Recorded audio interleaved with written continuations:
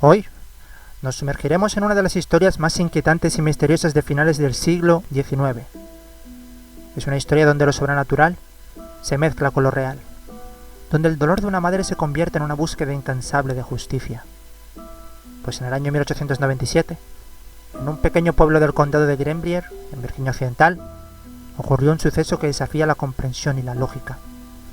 Una joven mujer murió en circunstancias que muchos creyeron naturales, hasta que su espíritu supuestamente regresó para contar su versión de los hechos.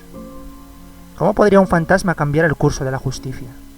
¿Qué revelaciones hizo que sacudieran a toda una comunidad y señalaran al verdadero culpable?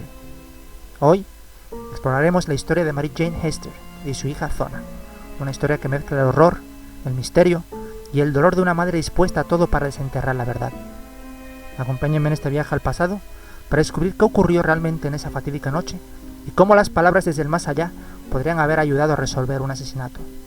Prepárense para una historia que va más allá de lo terrenal. Una historia que nos hace preguntar, ¿qué haría si el espíritu de un ser querido regresara para buscar justicia?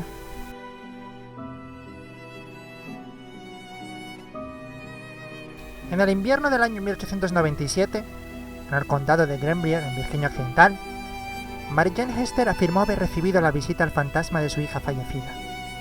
Su hija, llamada Elva, había fallecido repentinamente un mes antes.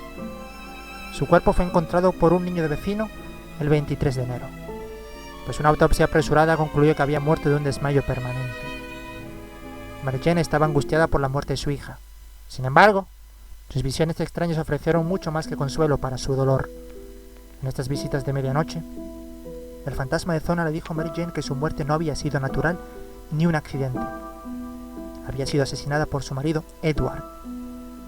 La muerte de Zona fue sospechosa desde el principio, pero nada demostró definitivamente la culpabilidad de Edward. En el tiempo que tardó el vecino en avisar a la policía y en que llegara un médico, Edward había limpiado y vestido el cuerpo de su difunta esposa.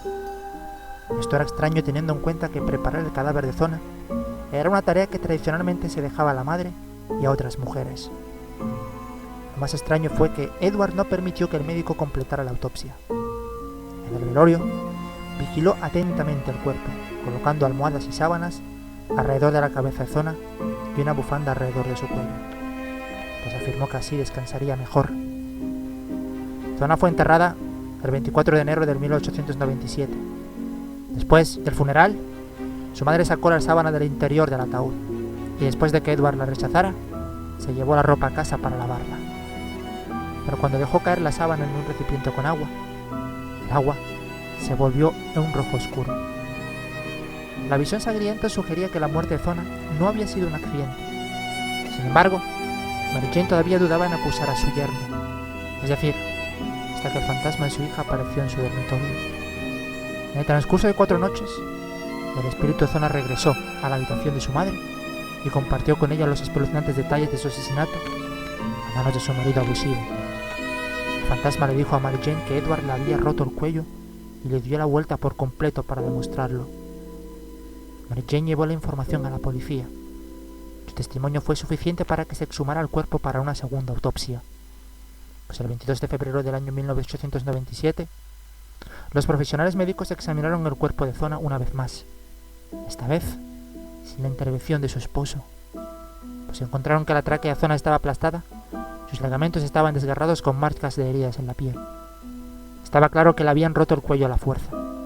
Poco después, Edward fue arrestado y acusado de asesinar a su esposa. Durante el juicio, el abogado de Edward cometió el error de pensar que el testimonio paranormal de Mary Jane debilitaría su caso. Sin embargo, su historia resistió el interrogatorio y al juez le costó mucho convencer al jurado de que no tomara en cuenta la conmovedora historia de las visitas de una hija desde el más allá. El 11 de julio, finalmente Edward fue declarado culpable del asesinato de Zona y condenado a cadena perpetua. Murió 3 años después a causa de una enfermedad desconocida y fue enterrado en una tumba sin nombre. Mary Jane Hester vivió otros 19 años y nunca dudó de la veracidad de su historia. Y os preguntaréis, ¿qué pasó con el espíritu de su hija? El fantasma de Greenbrier nunca volvió a aparecer junto a la cama de su madre. Quizás fue porque finalmente encontró la paz.